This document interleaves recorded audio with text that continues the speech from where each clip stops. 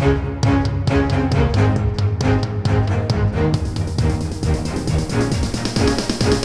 is the Washington Times front page for Monday, December 12th, 2022.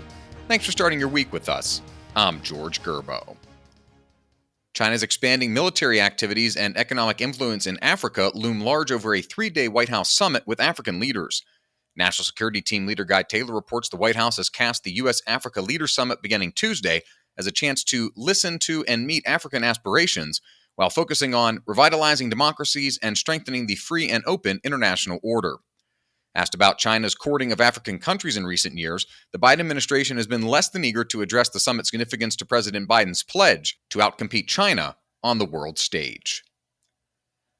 A flood of newly released internal documents reveals that Twitter executives pushed for policy changes designed to oust then-President Trump from the platform in the wake of the January 6, 2021 riot by his supporters at the U.S. Capitol.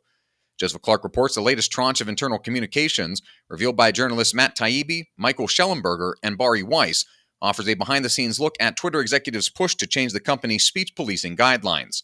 Shellenberger wrote on the platform this weekend that executives showed little regard for free speech or democracy implications of banning a world leader and ignored previous company rulings. Pressure to ban Trump grew amid a cacophony of outrage, both internally at Twitter and externally, in the wake of the riot. Tied to that, House Republicans plan to summon former Twitter executives when they take control of the chamber next month after revelations from company documents related to the shadow banning of conservative accounts. Aides to incoming House Judiciary Committee Chairman Jim Jordan told our Susan Ferricchio that the committee will call those executives to testify. Republicans also have a list of bills on deck that would address social media censorship. They include legislation that would remove liability protections for companies that censor constitutionally protected speech on their platforms. You can read all of these stories at WashingtonTimes.com/front page. You can also find the entire lineup of Washington Times podcasts at WashingtonTimes.com/podcasts. Some immigration and customs enforcement officers have been told to cut down on arrests of criminals to free up detention bed space for illegal immigrants caught at the southern U.S. border, our Stephen Dinan has learned. The guidance does not appear to be nationwide, but was delivered to agents in at least some field offices of ICE. One officer on the East Coast said ICE officers have been told to focus their arrests on Class A felons, the most serious of classifications for felons. It's the latest signal that the government is scrambling to try to accommodate what it expects to be a surge of migrants once the pandemic Title 42 policy ends. That policy allowed some illegal immigrants captured at the border to be quickly deported. ICE said in a statement that there has not been any guidance sent to the field that would change enforcement and removal operations efforts. And finally, Georgia set records in this year's midterm election for early voting, absentee voting, and total turnout.